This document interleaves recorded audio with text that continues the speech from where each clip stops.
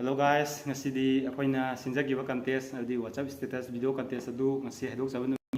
to mayam warsu wana ngaibirana khalle akoi matam kharadi nomani di akoi chonta jare chinba ma laibadagi mayam no ore hena khalle ado akoi hujik ana ken tabadu mayam miyeng taminarsi aduga aldi mogi damak tasu akoina congratulation utpoina tomnesi hujik yembirasi kanana first tab haibadu.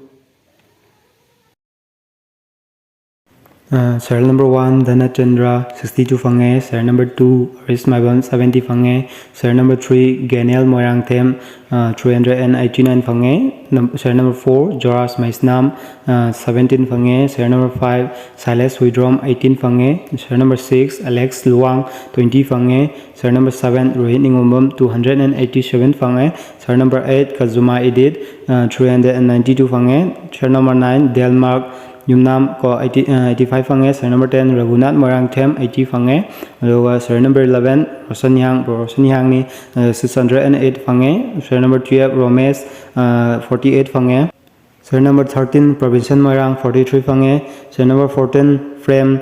67 fange, serial number 15 Stephen 72 fange, serial number 16 Chan Lamdeng 84 fange, serial number 17 Braini Meitei 687 fange, serial number 18 Sanathoi irong 691 fange, makoi singsina serial number 18 amadi 17 sina first second laure ado makoi gi video amadi makoi gi YouTube channel adu mathang ucharage YouTube channel du description da moi gi link hapcharamge adu da mayam na miyeng tabiyo. Nakhoi khulgi thongal dani aina nan buinjaba Nakhoi khulgi khunjindani aina nan bungaijaba Nakhoi khulgi thongal dani aina nan buinjaba Nakhoi khulgi khunjindani aina nan bungaijaba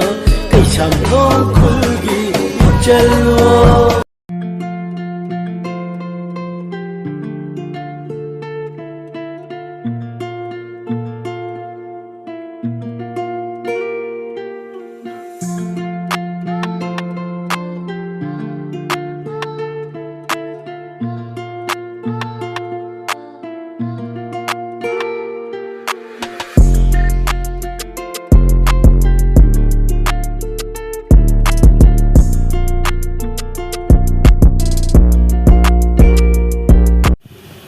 mayam hujik to 1 to miyeng tabigre ado pare mayam matung tarapadasu akoi sinba ngambo jage sidagi hena chauna sinjarake mayamna support tobiyu akoi bu channel asibu nungai biragati subscribe tobiramu aduga matung akoina matung tarpa sinna bugidamakta nakada description da akoi number du hapcharamge aduda text tobiro mayamna whatsapp ta aduga matung taba details kai khangbiraba yagani ado siarga mayambu amuka na thagtchari.